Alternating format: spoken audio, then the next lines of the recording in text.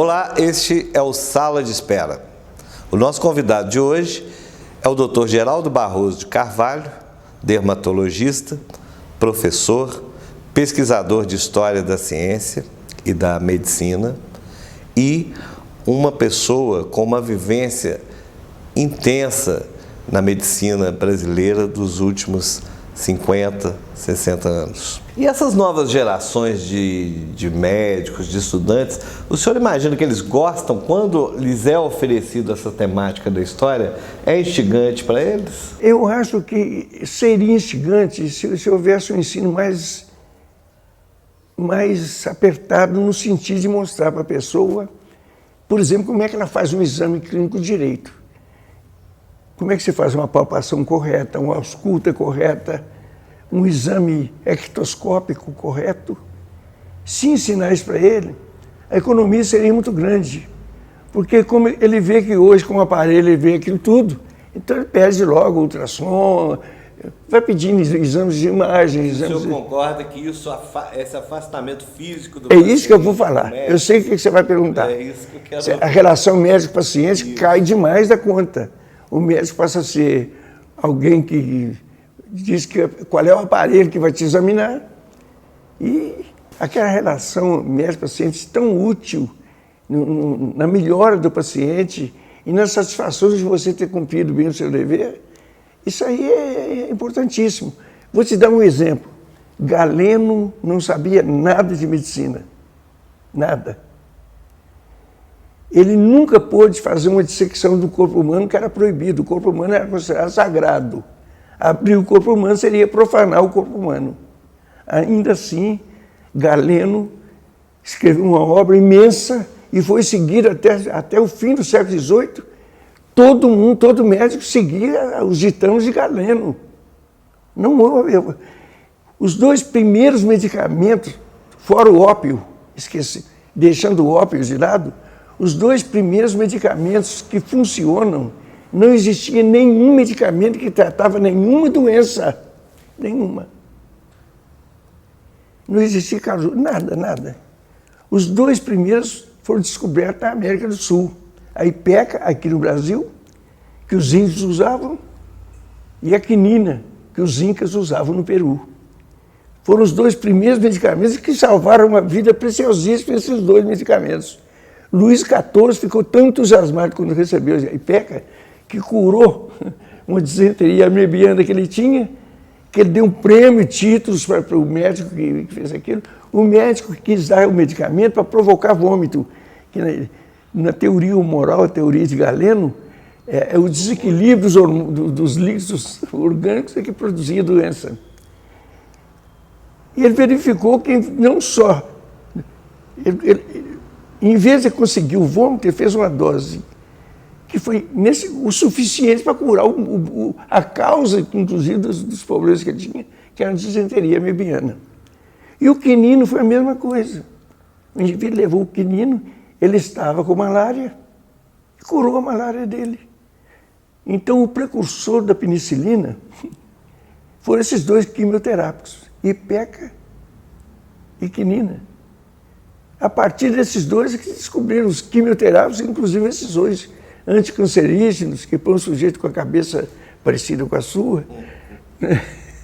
Me desculpe a observação. Mas o fato é que foram descobertas, digamos, empíricas, né? Não havia ciência nenhuma. O que dá um valor muito maior. Muito maior. Não tem subsídios. O outro, o quimioterápico que veio a ser descoberto depois, já foi na década de 30, que foi a sulfa. E apareceu o antibiótico já na Segunda Guerra Mundial, que foi a penicilina. Você imagina quantos anos separam o século XVII, onde foi descoberta a ipeca e a quinina. Olha como é lenta a evolução da medicina clínica. Da medicina cirúrgica, a evolução é mais rápida.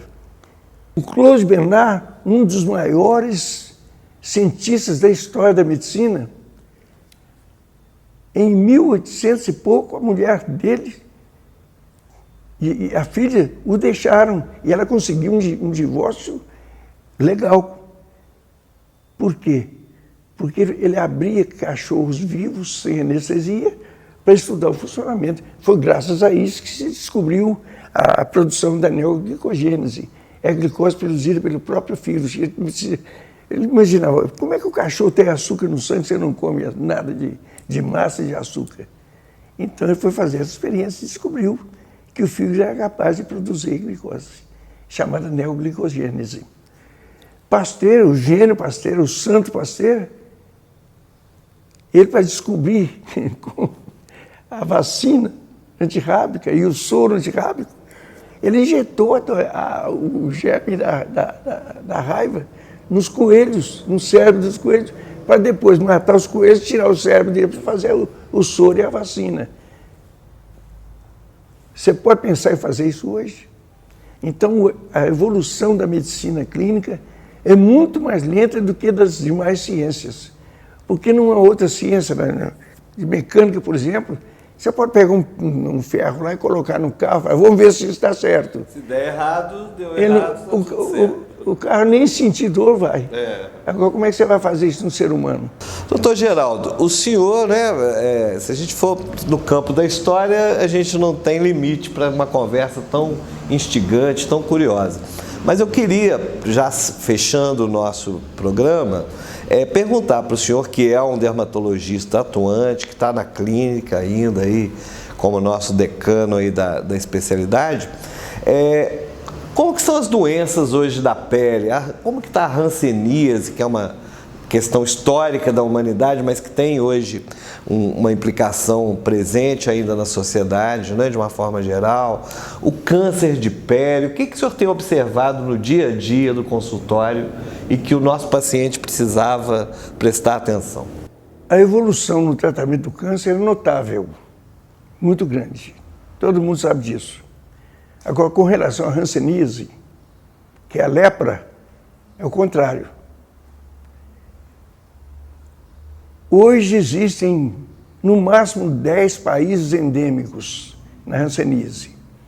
O Brasil é um dos 4 maiores.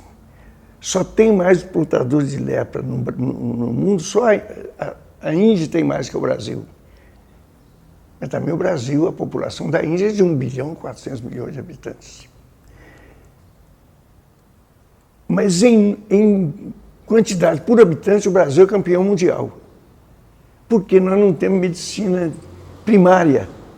A medicina de ponta no Brasil é muito grande. Por exemplo, o Brasil era campeão mundial em transplante de rim. E alardeava-se isso como uma grande coisa. O Brasil faz transplantes de coração como poucos países do mundo. Transplantes de rins. Em Barbacena, uma cidade do interior, o que se fazia? Transplante de rins se faz. Por que diminuiu um pouquinho? Não quero mexer nesse assunto. Mas por que o Brasil era de ponta? É porque não havia o tratamento primário. Se o indivíduo ainda jovem controla a sua pressão, controla a sua diabetes, ele não vai ter insuficiência renal. Nunca. E nós não tínhamos, e não temos ainda, essa medicina básica. Ela começou há pouco tempo, mas já acabou. Já acabou. Achar que estrangeiro não pode mexer com isso. Então, já estava diminuindo, já começou a diminuir muito. O que interessa hoje, infelizmente, o que interessa em alguns países é exclusivamente o lucro. E o que dá lucro é fazer o transplante, é fazer medicina de ponta. Cuidar do pobrezinho que está com hipertensão lá não dá, não rende nada para ninguém. Mas aí... Então é uma inversão. Uma inversão. A política de médica no Brasil é ignora, de um modo geral, a medicina básica, para priorizar a medicina de ponta. Essa medicina de ponta só ocorre esse sucesso no Brasil pelo insucesso da medicina básica. E quanto ao câncer de pele, o que se observa hoje? O câncer de pele hoje, o diagnóstico é muito fácil. O câncer de pele é muito fácil. Ele é mais frequente nas pessoas de pele clara, de olhos claros, como são os meus, etc. E a exposição ao sol é o fator principal No caso de alguns tipos de câncer, que são os mais comuns.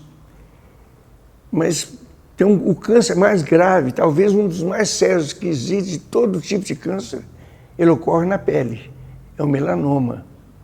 O melanoma ele tem menos influência desse fator solar. Acredita-se que quem tomou muito sol na infância tem mais tendência a adquiri-lo.